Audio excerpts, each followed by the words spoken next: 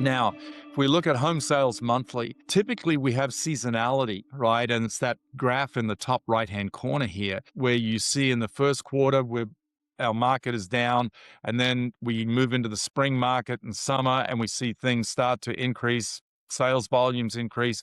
And then as we go into the third quarter, it starts to slow down into the fourth, and then we see it spike up in December, and then off we go again.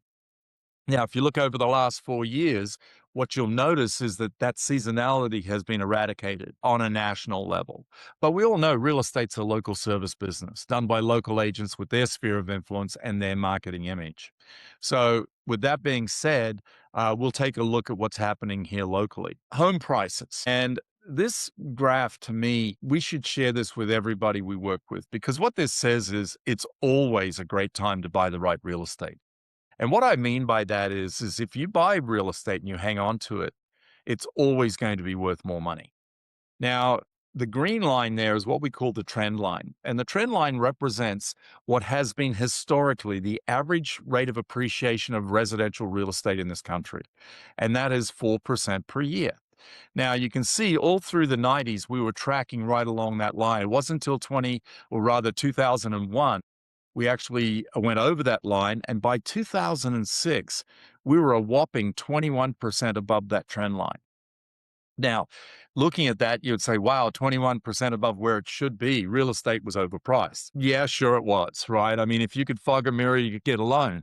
And it's what ultimately caused the Great Recession was the subprime lending.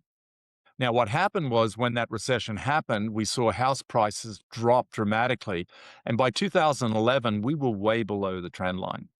Now, then we started to see the market appreciate again, and we were tracking along. And it wasn't until 2021 where we actually spiked above that trend line. And then right now, or through the end of 2025, we ended the year at 9% above where we should be if we just simply followed that 4% trend line every year. In fact, if appreciation stays at the same level, we're probably going to hit the trend line by the end of 2027. Now, um, so my question to you, how many of you wished you'd bought more homes in 2006? That you still owned today?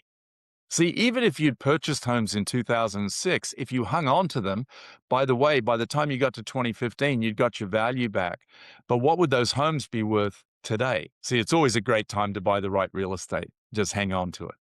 Now, trying to time the market, that's a different deal. That's speculation. If you look here, what you'll notice is that we're seeing the market, it fluctuates annually. There's seasonality to it, but we're not seeing the appreciation that we saw back in the early 20s. So now it's just sort of fairly flat, but it is still indeed appreciating. Inventory, of course, has been one of the big challenges that we've had in our industry over the last number of years. In fact, you need to go back all the way to 2011 to see where we had more inventory than we had buyers for that inventory. Now, the blue dotted line that you see here is what we would consider 6 months worth of inventory, which traditionally has been viewed as a balanced market. I think it's more than just 6 months. I think it's probably a band of between 5 and 7 months. So anytime you're in that 5 to 7 months range, you're in somewhat of a balanced market. Anything less than 5 months would be considered a seller's market. Anything more than 7 months would be considered a buyer's market. Now, you can see we've had this long protracted period of being in a seller's market. Now, for those of you who've been in real estate 10 years or less, welcome to a new reality, right? As we see things start to switch into a balanced market. We're not yet in a buyer's market. But if we do go into a buyer's market, you're going to have to learn some new skills. Thanks so much for watching. Please subscribe and join us as we continue to build careers worth having, businesses worth owning, and lives worth living.